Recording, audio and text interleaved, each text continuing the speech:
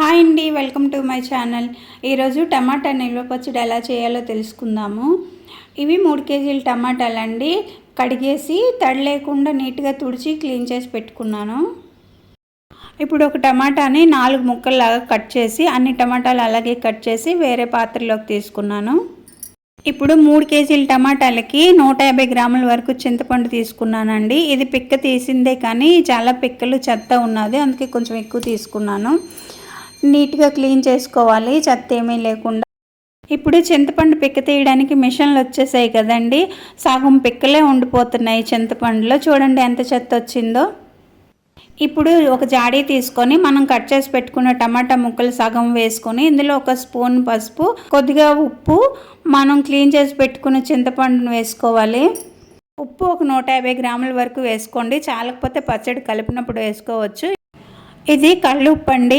పచ్చళ్ళకి కల్లుప్పు వేస్తే మంచిదంటారు కాదండి, మంచిదే. నేను కూడా చాలాసార్లు అబ్జర్వ్ చేశాను. రాళ్ళ ఉప్పు వేస్తే పచ్చళ్ళు ఫంగస్ పట్టకుండా ఉంటాయి, అలాగే టేస్ట్ కూడా బాగా వస్తుందండి. ఇప్పుడు మిగతా టమాటా ముక్కలన్నీ వేసేసి ఇంకొంచెం పసుపు, మిగతా ఉప్పు అంతా వేసుకోవాలి. ఈ జాడీ చిన్నదండి, 3 కేజీల టమాటాలు కూడా ఇది పట్టలేదు.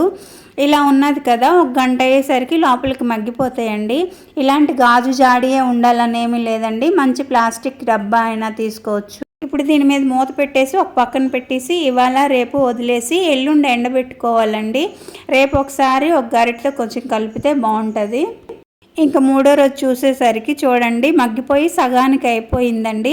వీటిని ఇప్పుడు ఎండబెట్టుకోవాలి. ఇది ప్లాస్టిక్ షీట్ అండి.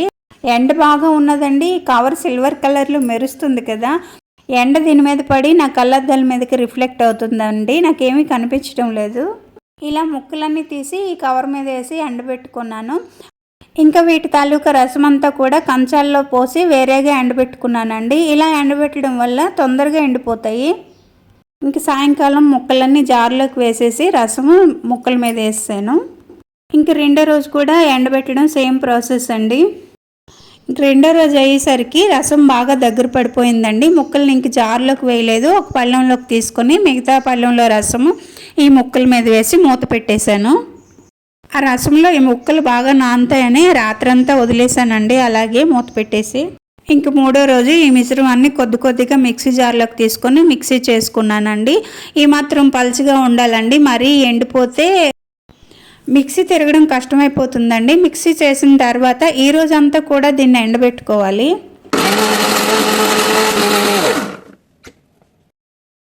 ఇలా కొద్దిగా మొత్తం అంతా మిక్సీ పట్టేసి అదే ప్లేట్లలోనికి తీసుకున్నాను.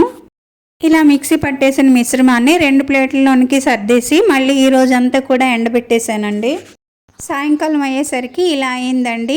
పచ్చడి కలుపుకోవడానికి ఈ మాత్రం కన్సిస్టెన్సీ సరిపోతుంది. ఇప్పుడు ఇన్ని వెల్లుల్లి తీసుకున్నాను, ఇంకా ఎక్కువ వేసుకోవచ్చండి, నా చేయి నొప్పి పెడుతుందని తక్కువే ఒలుచుకున్నాను.